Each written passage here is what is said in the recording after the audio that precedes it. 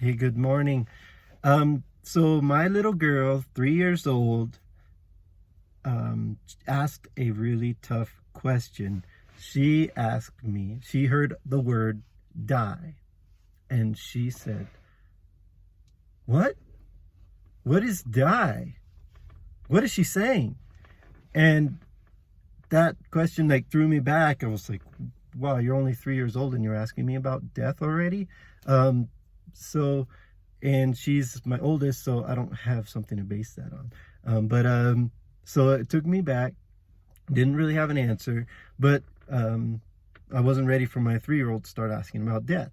So this is but I want to say, as a parent, I think we encourage our children to ask questions because that's how they learn.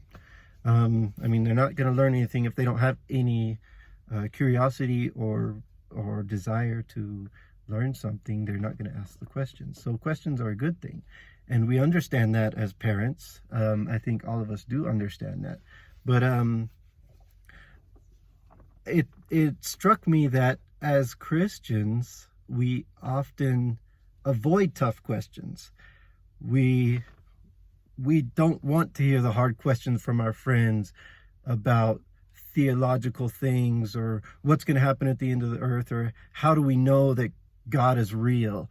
We avoid these questions because they're tough, and I think that a lot of the times the reason we avoid them is because maybe if we go down that path, maybe we're even going to question our own faith.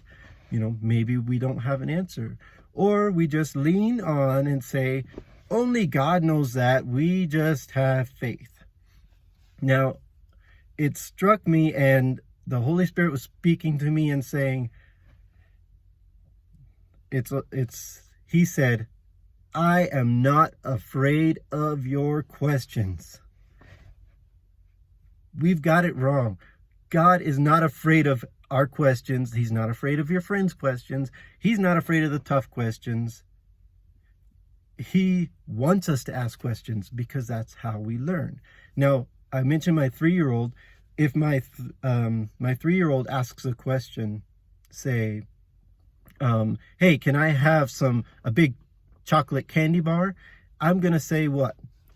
No, most likely. But it's yes or no. That's the answer. As she's growing older, she says, what is death? I can't say yes or no. I have to have a real answer for her. And I want to have an answer for her. So, and my point in this is saying that don't limit God to yes or no when you're asking him questions. He's not afraid of your questions. He's not afraid to give you real answers. He's not afraid to speak with you. Jesus still speaks today. He speaks to us.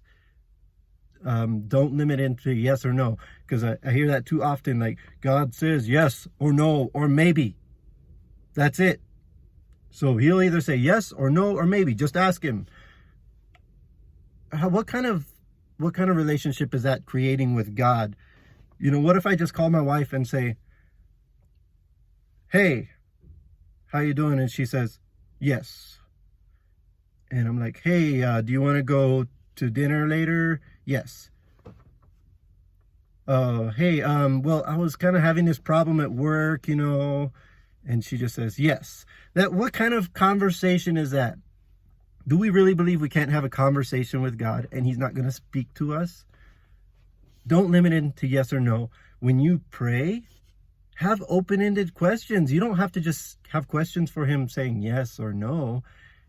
Go all the way.